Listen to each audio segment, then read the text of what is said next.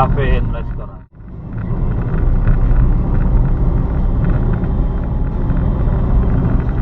Bahain to dito dati. Hindi. Bakit mo nasabi? Bakit mo meron dyan? Pagka nasa bayan na tayo. Na, Bayan ng kung ano mong bayan. nabenta mo lang talaga ito pag yung walang-wala na talaga.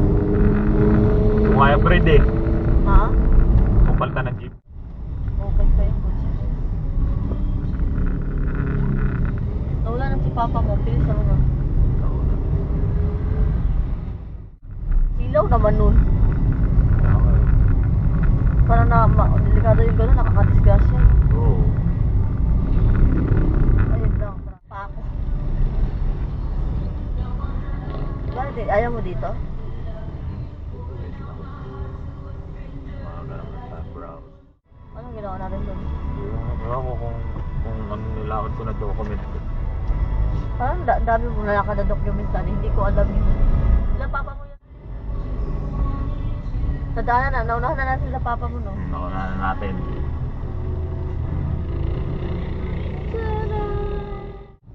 Biga. Tsaka na lang pag nag-anak na ako, puring pag wala kang kasama. Tapos ano ba ba?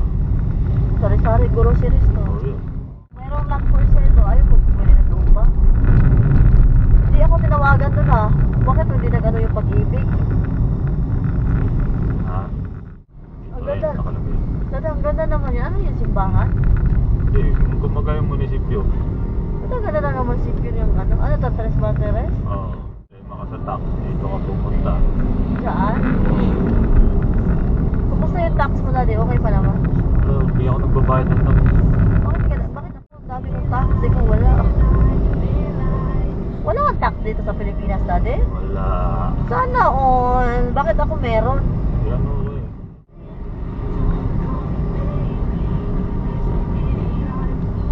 Yung malalaki nga ng sahod sa amin, umabot ng 50-40, may tax sila, 5K, 4K. Yun, may tax.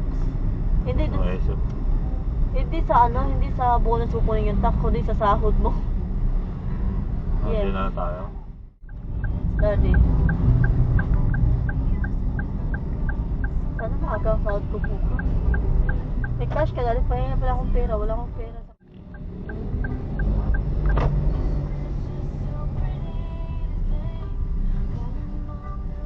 Anytime.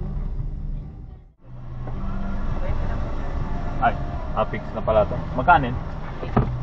Benta lang pala. Muna lang ang parking nga dito. Oo, saan ba pwede yung park? Puno. Meron yan. Hindi ka papasukin pag wala. Hindi ka papasukin pag ano, meron. Oo, tapat na ba? Oo, tapat na. Oo, kaliwa. Tapos, Daddy. So, sabaw.